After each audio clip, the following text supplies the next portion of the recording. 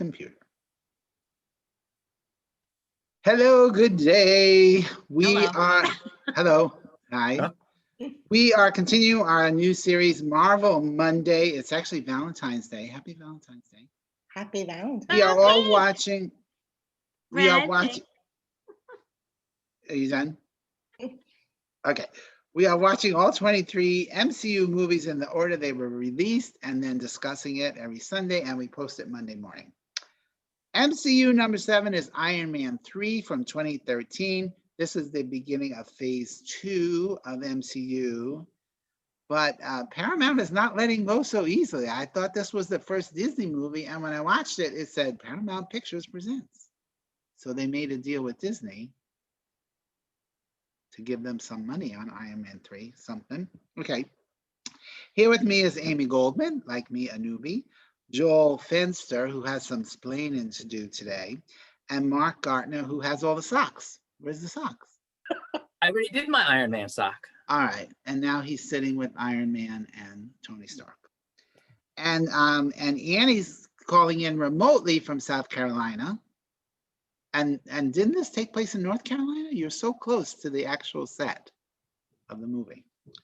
And Nick Prescott, aka Nick the Brit, is MIA. He's being Uber for his children today. So we can talk about him. I like that you said MIA, which is part of in the movie. Yeah, I know, I saw the other two smiling, like you got that. Yeah, turn it upside down. AIM. Right. All 5 of us have watched. Anne, did you get a chance to watch it this week, even though you're traveling? Yes. Yeah, okay, good. All right, well, so let's start with last week's after credit sequence. Thanos is nowhere to be seen. They're doing now after credit sequences for 4 movies from now. Background from Joel. Joel, why not Ant-Man? Last week, someone mentioned Ant-Man was the original Avenger, or Yes. Hawkeye, or Black Widow. Come on, why did we have to go? I'm just saying, why did we have to go to Iron Man 3 when we still have other people to get to? Well, at this point, Ant-Man was still in something of a development hell because Edgar Wright was working on a script with the intention of directing it. And that had actually, I think, had been going on for a couple of years by this point.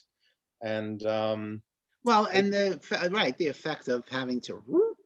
well, I don't think the effect wasn't the issue. I think they were having to jump the gun slightly. Edgar Wright eventually wound up walking off the film or being fired. I don't remember the specifics because he was clashing with the producers. So He couldn't find a good story, even though Ant-Man had 800 comic books.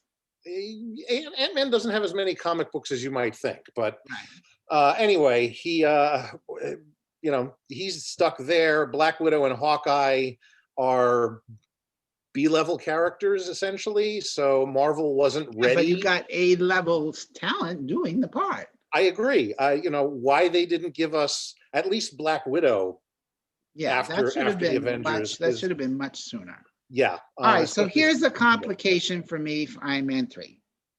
Do we go with a standalone feature as a sequel to the other 2 movies, a sequel to the Avengers, a continuation of MCU?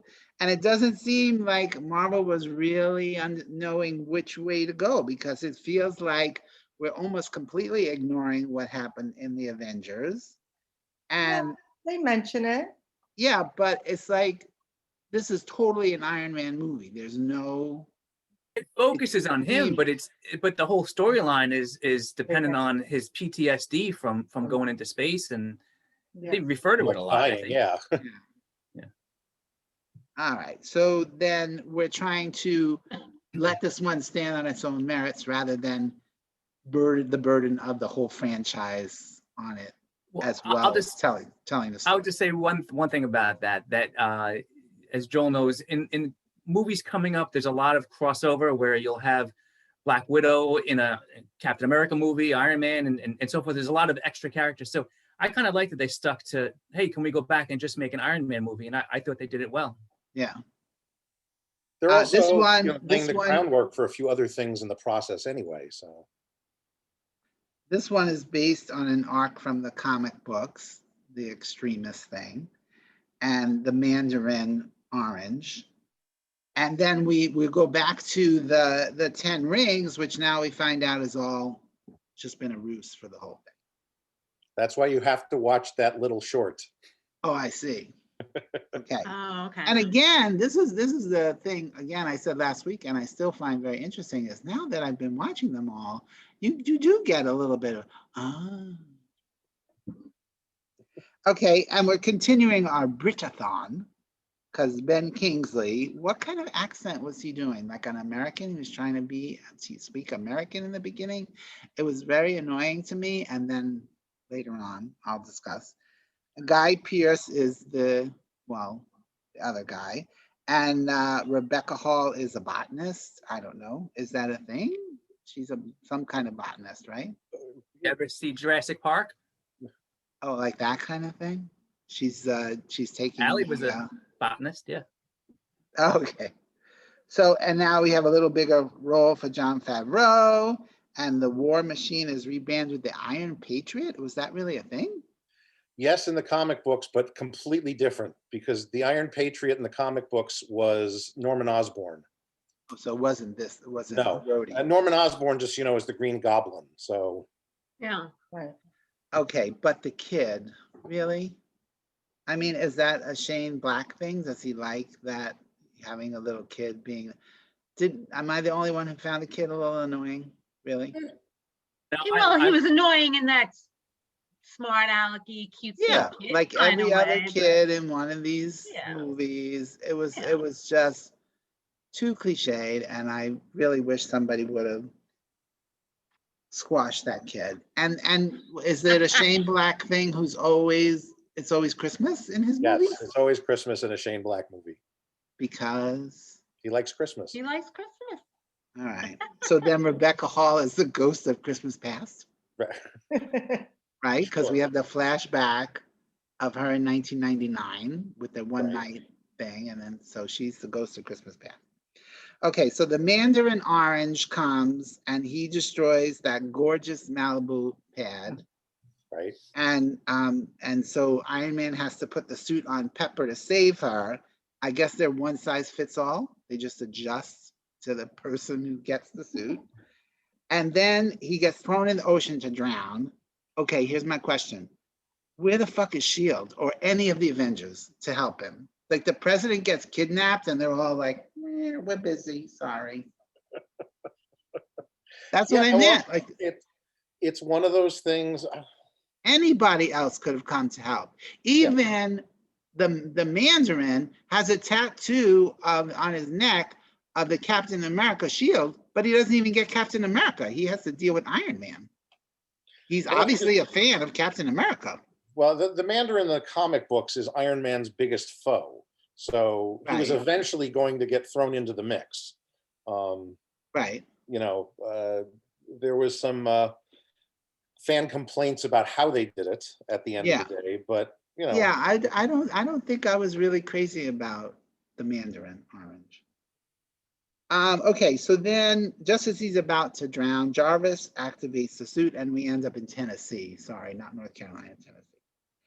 So at one point, Tony says to Rhodey, last time I went missing, you came looking for me. And I'm like, no, that was the other Rhodey who lost millions of dollars from being a dick. Allegedly.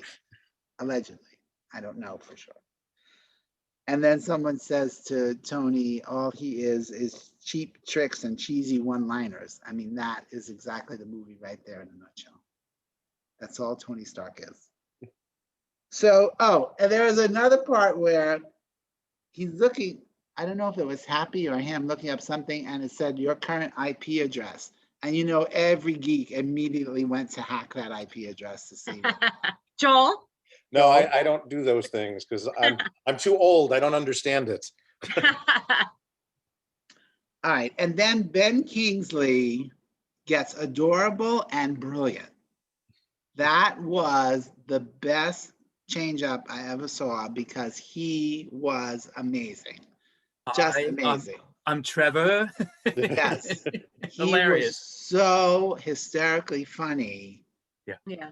that like he could have got nominated for supporting actor for that role. Agreed. Because he just Fantastic. stole the whole damn movie. Yep. And I liked it was a nice choice to take the suit away. So then you have that moment of now he just has to deal with his wits and try and get through this thing. So, you know, he becomes a normal person. But of course, he's a brilliant scientist. So I like that a lot. But at one point, we see Killian is able to breathe fire like a dragon. But then why doesn't he use that in the final battle? That seemed like the best thing he could do, but he doesn't bother to fire anybody. Nothing. And then we get 42 Iron Man suits. There's way too many suits. And then when Rhodey asks Tony for one of them, he says, oh, they're only coded to me. But yet Pepper got one and Killian is wearing one. Now I want to ask, seriously, are these suits racist? They just can't go on a black man? I'm saying, that's what it is. So they take the shrapnel out. I feel like I'm summarizing again, but these things bother me. They take the shrapnel out, and like the end of Titanic, the old lady throws the blue thing into the ocean, and he says, one thing you can't take away, I am Iron Man, right? And I felt like, really? Why are we taking the thing out? Why does it matter? Is he But- going to be a normal person now and not be Iron Man? Well, no, he can still be Iron Man, just he doesn't need the arc reactor to keep him alive. The Right, arc reactor is just going to power the suit and not power him inside. the right. suit. But now he doesn't need the arc reactor to power the suit anymore? No, he does. He still does. Yeah. So why take the shrapnel out? I don't get it. So it doesn't eventually kill him. One. Oh, okay, I like it. All right, so again, the movie's huge. It's the most successful Iron Man, 1.2 billion worldwide, second highest grossing film of 2013, except for that little juggernaut I like to call Frozen, which was #1. But this was the last standalone Iron Man. I feel like Robert Downey was, this is way too much work. I can still get $5 million and show up for 2 weeks. I don't need to do a whole movie my own. And then, yeah, Well, why, you know, when you see him show up again, you can tell he's not there just for 2 weeks. oh, okay, so he's a major part of other movies, Yeah, yeah. just doesn't have his own movie again. he's not the focus the next time he shows up, but he's there and important. Right, And then the time Right. after that, you're into the last 2 Avengers films. So yeah, he is even in Avengers 1, he was a pretty big part of it. Yeah. So then we get to the post-credit sequence, which was very cute. We hear Tony telling the story in the movie at the beginning, and and then we see he's actually talking to David Banner, Bruce Banner, Bruce Banner. David Banner, Bruce Banner. Bruce Banner.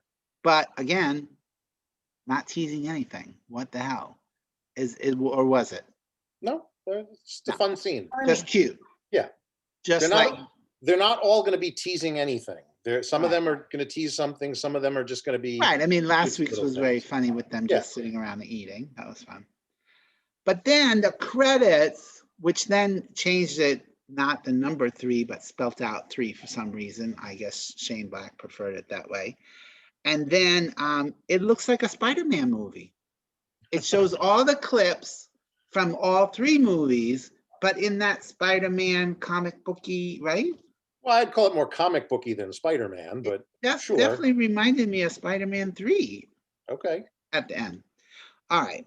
Okay. All of that aside, as I say every single week, I think it really was a bold film. I think it really swung a little bit for the fences. It didn't always get there, but I think Shane Black was definitely trying to make a different movie than Iron Man 1 and 2, I feel. And I love that, you know, his enthusiasm for it, the attitude that he had. But for me, the final battle was just not impressive enough. I really didn't think so. And, you know, sometimes an orange is just an orange. But it was certainly, I thought it was better than 2 for sure. So I'm going to give it a very generous 3 stars. Aim? Oh, I'm giving it a very 3.5 stars. I really enjoyed it. And it's like every week except for the Hulk, I'm saying I enjoyed it more than I thought I would. Although I do remember saying I didn't like the first Iron Man as much as I thought I would, but they've really grown on me. I loved Well, it. but the first Iron Man had the beautiful origin story and the funny thing with making all the suits. I mean, they did a little bit Yeah. of that here too, Yeah. which was cute too. Yeah, again, like I say every week, all of the little parts that are supposed to be funny, I thought they did a great job and they were very funny. And there were a lot of moments in this one, and it goes back to what Mark had said, I think in week 1, you just have to take it with a grain of salt. It's a comic book Oh, yeah. movie. There was Yeah, so much of that in definitely. this movie. And it doesn't really normally bother me, but there were moments where I thought, oh, come on, this could never happen. I'll stop saying that. It's a comic book movie. Right. So I really, really enjoyed it. Well, I felt that whole Gwyneth Paltrow thing at the end. I'm like, Yeah. okay, whatever. They wanted to make her a suit. And Yeah. so here's my question, Joel. Did Pepper ever have powers in a suit or something? Was she ever? You gotta remember, I don't remember that. I was never a big Iron Man fan to begin with. I know the Right. major basics and some of the major storylines, but I don't remember Pepper ever being in a suit. Mark, were you a Iron Man? No. Now, maybe in one of those what if they had a comic book called What If, where they just did weird, what if Pepper Potts was a superhero. They had stuff like Right. that, but I don't Soon think to be she a ever Disney did. Plus TV series, So basically, Yes. they were like, oh, let's throw her a bone and have her do something. probably. Well, I was going to talk about this during my part, but I'll just say that Joel can attest to when you're dealing with comic books or cartoons with superheroes, anyone who's human, just wait a season or 2, or they're going to find a way to give someone superpowers. They've done that a lot with CW's The Flash. It's like every season someone else just boom is a superhero. I did have a problem with this one though, to be honest, even though I'm the one who said you got to just go with it. I'm okay with giving her the powers. I thought the way that at the end it was just referenced, oh yeah, I just wrote a code and just took away all of her lava powers. I thought that was lazy writing, to be honest. That's one of my problems I have with the Oh, movie. yeah. I could see that. Yeah, are you going to do the rest of your review as long as you already started? Oh, is Amy done? No, but yeah, Amy's done. I'm somewhere between 3.25 and 3.5 stars. I'm going to stick with 3.25 stars, but this is definitely a guilty pleasure. I really do like this movie. It's a lot of fun. It's funny. I recognize that there's a lot of, just some bad writing. It's like you just said in the beginning too, like where were the rest of the Avengers to come help? I mean, and like I just said with the whole Pepper storyline, I thought that was kind of dumb to give her powers for 10 minutes and then it's gone, Yeah, I mean, not for 1 second did you think, oh, she's really dead, right? No. Not for 1 But second. I like Although Guy poor Pearce. Agent Coulson last week. Yeah, that's Yeah. yeah. I like you. I'll echo what you said. Ben Kingsley, hilarious. Oh my gosh. Love My that God. when Ben the Kingsley big gets reveal. 4 stars for me. Yeah. Yes, yes. The one thing I'll say, I'll give personal trivia on this, is that in 2013, I went to England on business, and when I was flying home, this movie was offered to watch for free. So I watched it, and I didn't think anything was cut from it because I didn't see it in the theater, and I loved it. I loved it. I came home and I told Danielle, I'm gonna rent it tomorrow. So we rented it that weekend. We watched it, and they cut out number one, the one part where he calls the kid a pussy. They left the other cursing in there and so forth, but they cut that out. And then the big part, they cut out 5 minutes of the movie, the entire Air Force One, because of boom, the explosion and people Oh, going yeah. flying out of the plane. Oh. And of course, I completely understand. But in the plane, I was watching it. Basically, the evil henchman who shows up in the Iron Patriot shows up on Air Force One, starts attacking, and then he shows up with the president. You missed the entire That's great. him flying out, carrying all the people, getting them before they crashed. It was not in the version I saw. So it was almost like watching the movie for the first time again. No, so when you saw it the first time, did you think for a second, what? Or you just were like, oh, okay. I was like, well, first of all, I missed him dying. So I was like, where's that guy? What? Where? So yeah, it was a little weird. I felt like I missed something. Yeah. That's funny. Interestingly, one time I saw Black Panther was on a plane. So now I'm looking forward to see if there was any plane moments in the Black Panther. It might be, yeah. There are So, certainly flying devices. yes. That's it for me. Like I said, I didn't like the one part, but I really enjoy this. It's just a silly, fun movie, and I did like the scenes with the kid. I thought it was cute and I thought it was good to at least the MCU's version of Tony Stark, how he just gave that kid shit the whole time. But That's his of course personality. you know he would. Yeah, So exactly. for me, it was a little been was- there, done that. He picks true on to the character. everybody. He picks on kids. He picks on nerds. He doesn't, Yeah, Yeah, his but total at the end of the way of day- speaking has bothered me since the first movie. That whole, I know the perfect thing to say every single Yeah. moment. Of course, just like you, Amy Goldman. Oh, sure. All right, Annie from South Carolina. Yeah, I just found it very enjoyable. It was a great fun to watch. I have to say that I'm such a geek that whenever they do the superhero pose when they land, Oh, that's when they my favorite part land. of every movie. I'm like, yay! That's Yeah, my I thought favorite the same thing, and I always thought that was a Spider-Man pose only. And so every time he does, I'm like, why does he keep doing the Spider-Man pose? Yeah, no, it's just the superhero one. Yeah, I it's great. love that part of the movie. I definitely was a 3.25. As you know, a lot of fun. I didn't mind the kid part, and I like the MacGyver-y part where he was like, "Okay, I'll just build something," and he goes Yeah, to yeah. Home Depot and gets all the stuff that he needs to. And then the one part I was like, "Really? Is that easy to get into Killian's, home? Like he just flips over the wall and with all his new gadgets and stuff." I was like, "Okay." Oh, That was please. I cool. thought the same thing when they got into Tony Stark's place. I'm like, this man is a billionaire. He has no security? Not at all? Yeah. All right. Yeah. Is that the end of the Yeah. Annie King story? Okay. Yes. Joel? I'm gonna give it a solid 3.25 as well. It's a fun film. You've been talking about some of the movies kind of feeling like a James Bond movie, or Yeah. something too. This one to me is the one that feels most like a James Bond movie. You've got an overly complicated plot that the villain has that you really have to think about what is he trying to do, and if Killian is the ultimate villain at the end, why create the Mandarin to begin with? If you have these powers, just go to Tony Stark's house and melt his face and be done with it. No, every evil person I know. has to have a whole, and then of Of course, tell you the whole plot. Right. Oh, yeah. But Yeah. it's done in such a clumsy way that for me, it is a very fun film. And this is just getting nitpicky. As Mark kind of said, the writing starts to kind of fall apart in the third act. Once you get past that amazing action sequence on Air Force One with him, catching all the falling people and saving Oh my God, that was Yeah. great. Yeah. the film That does was kind great. of get very wonky with everything that's going on in the background. I do believe that Ben Kingsley is amazing. The way they updated the character of the Mandarin was, I think, brilliant, because in the comic books he comes very much. He's based out of old racist Yellow Peril kind of things.